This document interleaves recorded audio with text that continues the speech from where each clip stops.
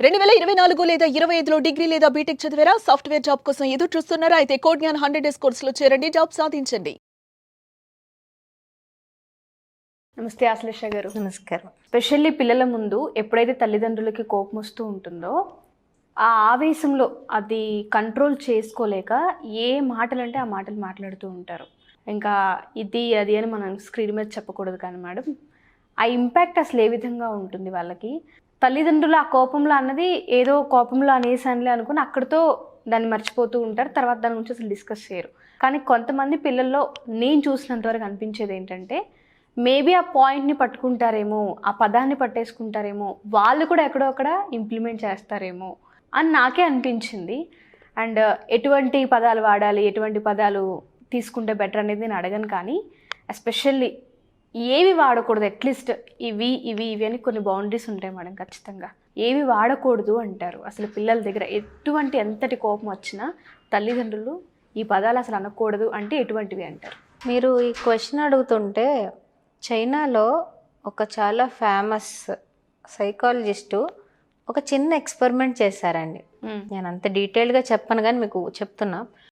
3 bowls of రైస్ని పెట్టారు.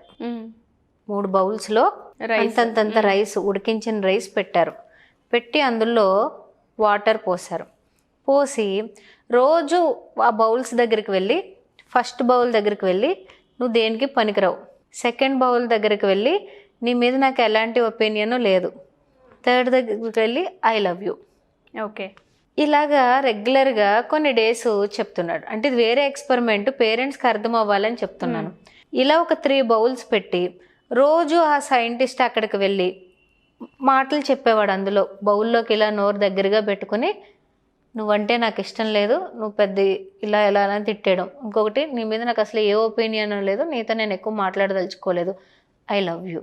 3వ బౌల్ ఇలా 3 ఇలాగ 30 డేస్ చేసేటప్పటికి స్మెల్ వస్తుంది కదా, రైస్ అన్నాళ్ళు నీళ్ళల్లో ఉంటే స్మెల్ వస్తుంది కదా. ఫస్ట్ బౌల్లోది ఫౌల్ స్మెల్ అంటండి. అంటే ఎగ్ బ్రేక్ చేసి కింద పడేస్తే ఎలా వస్తుంది స్మెల్, అంతకన్నా దారుణమైన స్మెల్ వచ్చిందంట.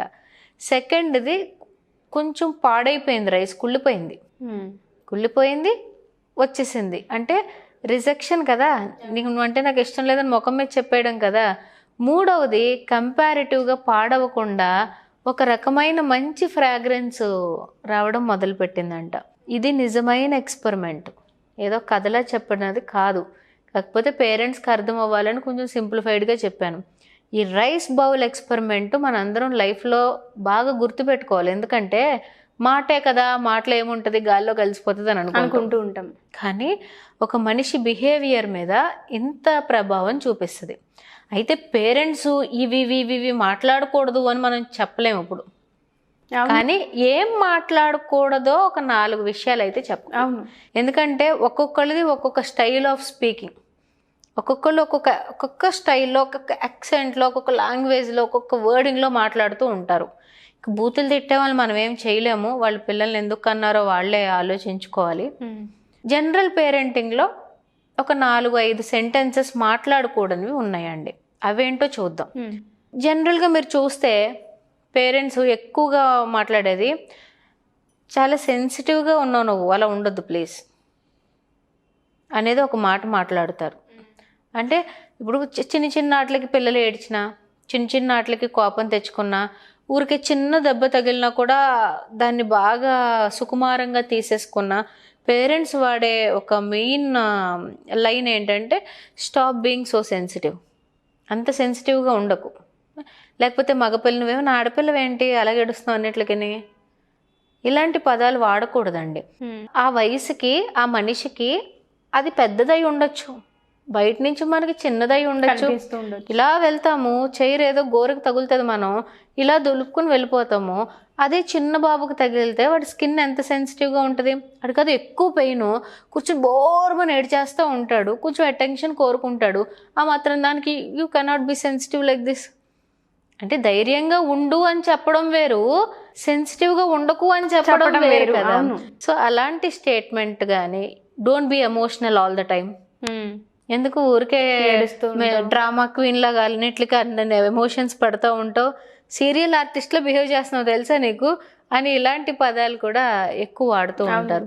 ఫస్ట్ ఎక్కువగా వచ్చేసేది ఇదండి, stop being so sensitive, emotional అయిపోతున్నావు నువ్వు అన్నిట్లుగా, అంత ఎమోషనల్గా ఉండకూడదు అని చెప్పి నెగిటివ్ టర్మినాలజీ ఎక్కువ వాడుతున్నారు. ఇంకొకటి బికాజ్ ఐ సెడ్ సో అనేది కూడా అసలు వాడకూడని పదం.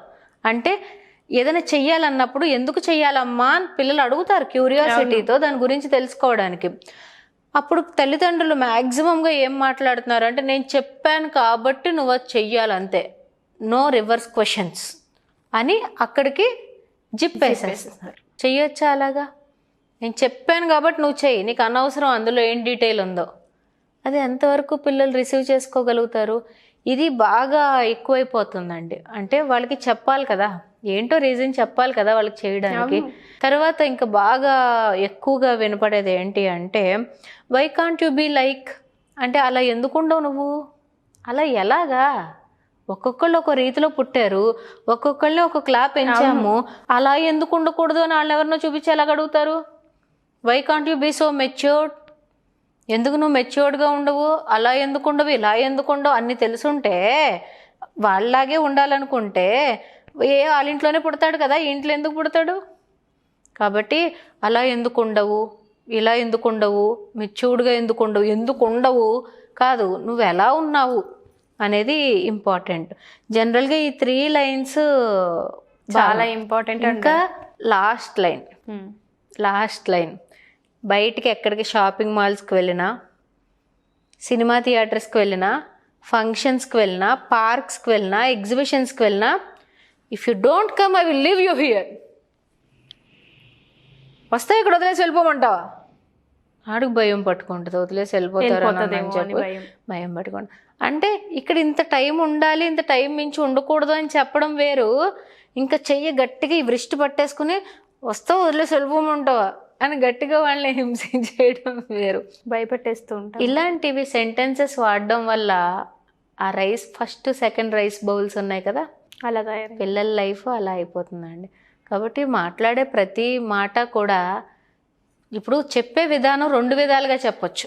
అవును. ఈ చాలామంది సినిమాల్లో కూడా మనం చూస్తూ ఉంటాం కదా, మీ నాన్నగారి పేరేంటి అని అడగడానికి మీ అమ్మ మొగుడు పేరు అడగడానికి డిఫరెన్స్ ఉంటుందని. అలాగే చెప్పేది ఒక్క నిమిషం ఆలోచిస్తే కొంచెం పాజిటివ్గా కూడా చెప్పొచ్చు. కానీ ఇలాంటి 4 సెంటెన్సెస్ వాడకూడదు ఎక్కువ. సెన్సిటివ్గా ఎందుకున్నావు నువ్వు, ఎమోషనల్ అవ్వకు, నేను చెప్పాను కాబట్టి నువ్వు చెయ్యి, నువ్వు రాకపోతే నేను ఇక్కడ వదిలేస్తాను, నువ్వు ఎందుకు అలా ఉండవు, ఎప్పుడు ఇలాగే ఎందుకు ఉంటావు, ఇలాంటివి వాడడం వల్ల పిల్లల్లో సెల్ఫ్ ఎస్టీమ్ తగ్గిపోతుంది, కాన్ఫిడెన్స్ లెవెల్స్ తగ్గిపోతాయి, ఇంట్రోవర్ట్స్ అయిపోతారు, వాళ్ళకున్న ఎక్స్ప్రెసివ్ నేచర్ అంతా కిల్ చేసేసుకుంటారు. ఎందుకంటే ఇవన్నీ కూడా నెగిటివ్ స్టేట్మెంట్స్ వాళ్ళకి. తర్వాత ఇంకా పెద్దయ్యాక బిహేవియరల్ చేంజెస్ వచ్చేసి నా పిల్లోడు నాతో ఏమీ చెప్పుకోవట్లేదు, లోన్లీగా ఉన్నాడు, డిప్రెషన్ అయిపోయాడు. ఇవన్నిటికి సోర్సెస్ ఏంటంటే మనం వాడే పదం. ఏమీ అనకుండా మౌనంగా ఉండడం కొంచెం బెటర్ కొన్ని సిచ్యువేషన్స్లో. అందుకని చెప్పి పేరెంట్స్ కోపంలో ఉన్నప్పుడు, ముఖ్యంగా పిల్లలు ఏమైనా ట్యాంట్రమ్స్లో ఉన్నప్పుడు రియాక్ట్ అవ్వకుండా మనం వాడే పదాలని ఒక్కసారి గమనించుకోవడం మంచిది. ఆ గమనించే విచక్షణ లేనప్పుడు మౌనంగా ఉండడం మంచిది. మీరు అన్నట్టుగానే ఎస్పెషల్లీ ఎందుకంత సెన్సిటివ్గా ఉన్నావు అదొక పదం, అండ్ ప్రతిదానికి ఏడుస్తూ ఉంటావు ఆడపిల్లలాగా ఇదొక పదం, డ్రామా క్వీన్ అయిపోయిందని.